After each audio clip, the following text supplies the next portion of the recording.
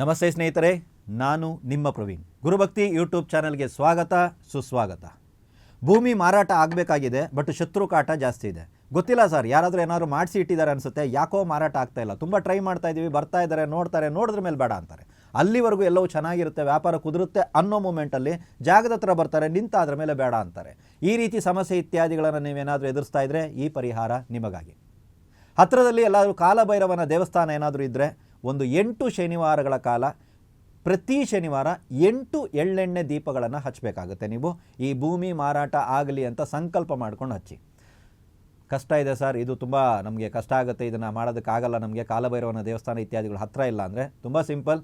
ಬುಧವಾರದ ದಿನ ಬೆಳಿಗ್ಗೆ 6 ಗಂಟೆಯಿಂದ 7 ಗಂಟೆ ಒಳಗಾಗಿ ಆ ಭೂಮಿಯಲ್ಲಿ ಒಂದು ದಾಳಿಂಬೆ ಗಿಡವನ್ನು ನೆಡಬೇಕು. ನೀವು ಬುಧವಾರ ಬೆಳಿಗ್ಗೆ 6 ಗಂಟೆಯಿಂದ 7 ಗಂಟೆ ಒಳಗಾಗಿ ಒಂದು ದಾಳಿಂಬೆ ಗಿಡವನ್ನು ನೆಡಿ. ಅದೇ ವಾರದಲ್ಲಿ ಅಂದರೆ ಬುಧವಾರ ಆದಮೇಲೆ ಗುರುವಾರ, ಶುಕ್ರವಾರ, ಶನಿವಾರ ಬರುತ್ತಲ್ಲ, ಶನಿವಾರ ಬೆಳಿಗ್ಗೆ ಅದೇ ಭೂಮಿಯ ಜಾಗಕ್ಕೆ ಹೋಗಿ 8 ಅಥವಾ 21 ಉದ್ದಿನ ಕಾಳುಗಳನ್ನು ತಗೊಂಡು ಅದಕ್ಕೆ ಸಾಸಿವೆ ಎಣ್ಣೆಯನ್ನು ಹಚ್ಚಿ ಆ ಭೂಮಿಯಲ್ಲಿ ಅದನ್ನು ಹರಡಬೇಕು.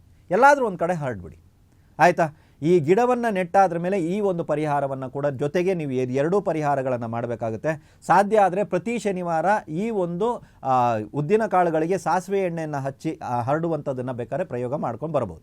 ಆದಷ್ಟು ಬೇಗ ಯಾವುದೇ ಶತ್ರು ಕಾಟಗಳು ಏನೇ ಇರಲಿ, ಆದಷ್ಟು ಬೇಗ ಭೈರವನ ದಯೆಯಿಂದ ನಿಮ್ಮ ಭೂಮಿ ಸೇಲ್ ಆಗುತ್ತೆ. ಎಲ್ರಿಗೂ ಒಳ್ಳೆಯದಾಗಲಿ.